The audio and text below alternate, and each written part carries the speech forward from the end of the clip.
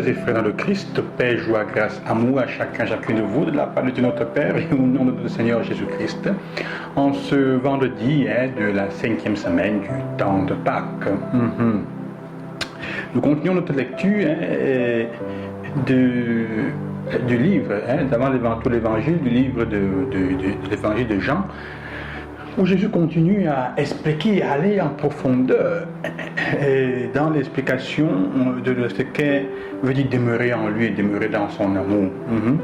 Lui continue en résumant de cette manière quelle est la condition fondamentale pour le suivre et quelle est l'unique motivation pour laquelle nous devons continuer à le suivre et chercher à marcher à sa suite.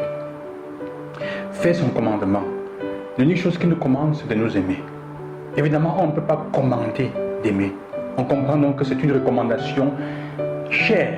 Et il dit, si vous êtes mes amis, vous écouterez mon commandement. Ça veut dire vous écouterez la recommandation qui me tient à cœur. Et l'ami est celui-là, en effet, qui est capable de mettre la tête sur le cœur et d'écouter la vérité de ton cœur, le message profond que tu portes, qui est capable de comprendre les sentiments fondamentalement. Jésus dit, vous êtes mes amis, je ne vous appelle plus serviteurs, je vous appelle amis.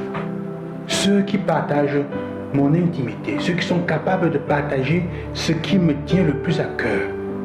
Aimez-vous les uns les autres. Évidemment, ce n'est pas toujours évident, ce n'est pas toujours facile en ces temps que nous vivons. On utilise la parole amour pour dire beaucoup de choses, qui ne sont pas toujours exactement ce que Jésus dit. L'amour est vrai quand il ressemble à celui du Christ, quand il ressemble à celui qui vient du cœur de Jésus.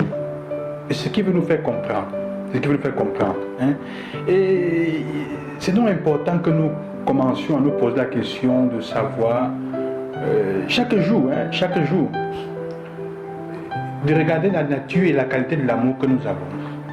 Et ça consiste en quoi? En regardant les fruits que produisent nos actions. Les gens qui disent aimer, et ils font du mal à ceux qui sont autour d'eux, ils disent qu'ils le font parce qu'ils les aiment. Ils les menacent, ils les tapent. Un homme qui fait du mal à une femme, il dit parce que je l'aime. L'amour ne prend pas la vie de l'autre. L'amour ne fait pas du mal à l'autre. L'amour te donne, c'est ce que Jésus fait comprendre. L'amour est celui qui est capable de se donner. Plutôt que de faire du mal à l'autre, il préfère se donner. Ça veut dire qu'il préserve la vie de ceux qui sont en face de lui. Ça, c'est aimer. Préserver la vie de ceux qu'on a en face d'une manière ou d'une autre.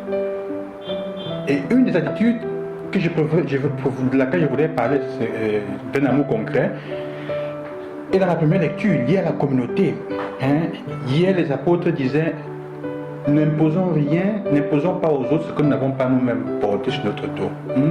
Ils envoient cette fois 2 délégués à la communauté qui était en crise pour leur annoncer le message clair.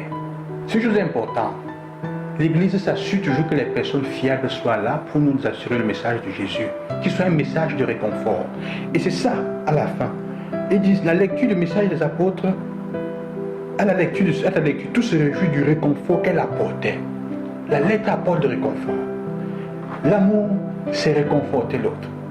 Aimer, c'est apporter du réconfort à l'autre avec ce qu'on fait.